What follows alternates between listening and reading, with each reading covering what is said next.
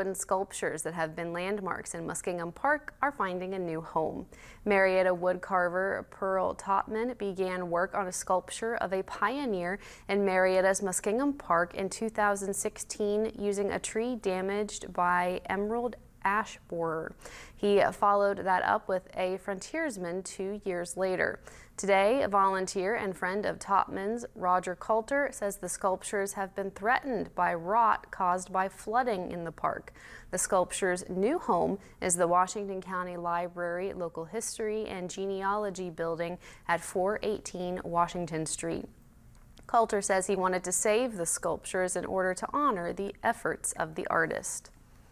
Me, I'm just a friend of Pearl's, and he invested 900 hours over 4 years, and I hated to see this incredible art.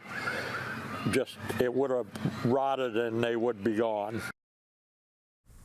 Coulter says the next step will be to clean up the sculptures and get them installed on concrete bases in front of the entrance of the genealogy building.